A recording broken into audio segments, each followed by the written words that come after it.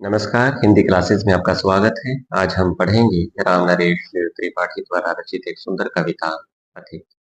वास्तव में पथिक राम नरेश त्रिपाठी द्वारा रचित एक खंड काव्य है जिसका प्रकाशन 1920 में हुआ था और यह कविता उस खंड काव्य का एक अवतरण है, एक अंश है और इस अवतरण में एक पथिक के माध्यम से, एक राही के माध्यम से प्रकृति के सौंदर्य का चित्रण किया गया है। चलिए पढ़ते हैं इस छोटी सी लेकिन सुंदर कविता को। प्रतिक्षण नूतन वेश बनाकर रंग बिरंग निराला रवि के सम्मुख थिरक रही है। नभ में वारिद माला, नीचे नील समुद्र मनोहर, ऊपर नील गगन है। घन पर बैठ बीच में विचरूं, यही चाहत मन है। एक पथिक समुद्र के किनारे पर खड़ा और सामने और अपने आसपास के दृश्य को देखकर मुग्ध हो जाता है और कहता है, क्षण क्षण प्रत्येक क्षण नूतन अर्थात नवीन वेश बनाकर रंग बिरंगे और निराले स्वरूप में सूर्य के सम्मुख, रवि के सम्मुख, सूर्य के सम्मुख थिरक रही है। नभ में आकाश में वारिधमाला। पथिक कहता है कि क्षण क्षण नवीन वेश बनाकर रंग बिरंगे और निराले स्वरूप में सूर्य के सम्मुख बादलों की घटाएं थिरक रही है। नीचे नील समुद्र मनोहर, ऊपर नील गगन है। जहां मैं खड़ा हूं वहां से देखने पर नीचे मनोहर, मन को हर लेने वाला मनोहर नीला समुद्र दिखाई देता है और ऊपर नीला आकाश। घन पर बैठ बीच में विचरूं, यही चाहता मन है। ऐसे दृश्य को देखकर मेरे मन में ये इच्छा उत्पन्न होती है, मन चाहता है कि मैं बादलों पर बैठकर इन दोनों के बीच में विचरण करूं, अर्थात विचरण। रत्नाकर गर्जन करता है, मलयानिल बहता है। रत्नाकर अर्थात समुद्र। रत्नाकर गर्जन करता है, मलयानिल बहता है। हरदम यह हौसला हृदय में प्रिय भरा रहता है। इस विशाल विस्तृत महिमा में रत्नाकर के घर के कोने कोने में लहरों पर बैठी रुचि भर के पति कहता है कि समुद्र गर्जना कर रहा, मलयानिल, मलय पर्वत से उठने वाली हवा, मलयानिल बह रहा है। इस दृश्य को देखकर कि प्रिय मेरे हृदय में हरदम यह हौसला अर्थात यह इच्छा उत्पन्न होती है कि इस विशाल विस्तृत महिमा में समुद्र के घर के कोने कोने में इसकी लहरों पर बैठकर जी भर कर मैं घूमूं। निकल रहा जलनिधि तल पर दिनकर बिंब अधूरा, कमरा के कांच मंदिर का मानो भांत अधूरा। निकल रहा है जलनिधि तल पर दिनकर बिंब अधूरा, कमला के कंचन मंदिर का मानो भांत अंगूरा। लाने को निज पुण्य भूमि पर लक्ष्मी की असवारी, रत्नाकर ने निर्मित कर दी स्वर्ण सड़क अति प्यारी। पति कहता है कि जहां मैं खड़ा हूं वहां से देखने पर ऐसा प्रतीत होता है प्रातः काल का समय, सूर्य निकल रहा है। तो पति कहता है कि जलनिधि तल पर, समुद्र के तल पर दिनकर बिंब, सूर्य का प्रतिबिंब, अधूरा प्रतिबिंब निकलता हुआ दिखाई दे।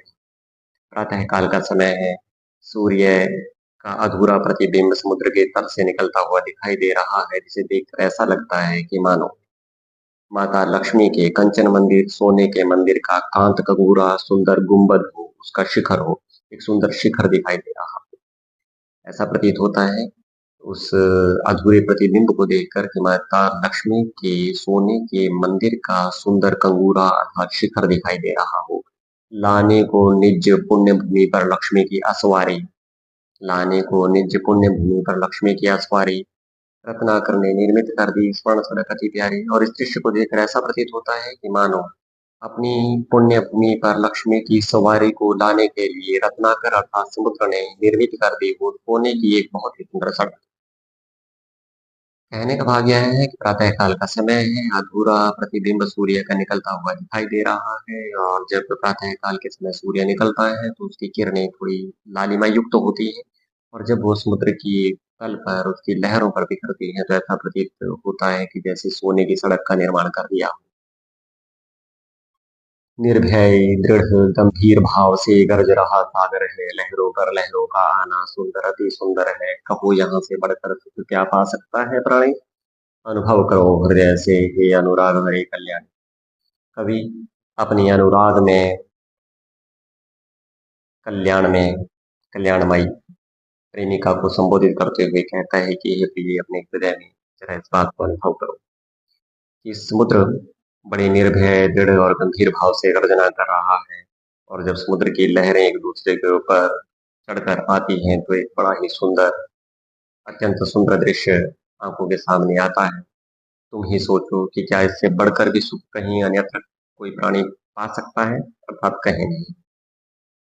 जब गंभीरतम अर्धनिशा में, क्षमा करना लिखा गलत है इसमें, जब गंभीरतम अर्धनिशा में जग को ढक लेता है, लेता है, लता है, लेता है, जब गंभीरतम अर्धनिशा में जग को ढक लेता है, अंतरिक्ष की छत पर तारों को चिटका लेता है, सस्मित वदन जगत का स्वामी मृदुगति से आता है, तट पर खड़ा गगन गंगा के मधुर गीत गाता है।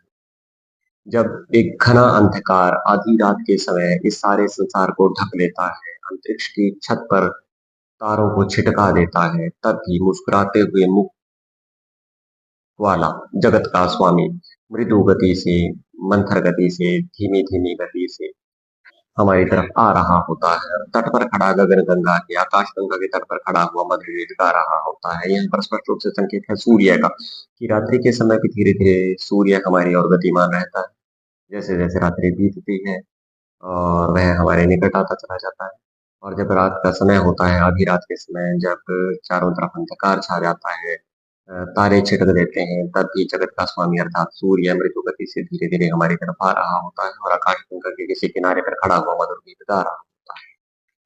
उससे ही विमुग्ध हो नभ में चंद्र भी हंस देता है। वृक्ष विविध पत्तों पुष्पों से तन को सज लेता है, पक्षी हर्ष संभाल न सकते मुग्ध चाह उठते हैं, फूल सांस लेकर सुख की सानंद महक उठते हैं। ऐसा लगता है कि जैसे जब कोई विशिष्ट व्यक्ति आ रहा होता है किसी के घर में, तो सभी पहले से तैयारी करने लगते हैं। तो ठीक ऐसा ही पूरी प्रकृति के ऊपर इसका प्रभाव पड़ता है जब सूर्य का आगमन होने को होता है। उससे ही विमुग्ध हो नभ में चंद्र भी हंस देता है।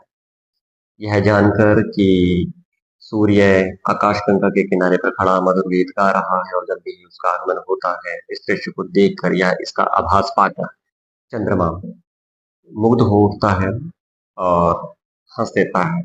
वृक्ष विविध पत्तों पुष्पों से तन को सज लेता है। वृक्ष भी विभिन्न प्रकार के पत्तों और पुष्पों से अपने तन को सजा लेते हैं।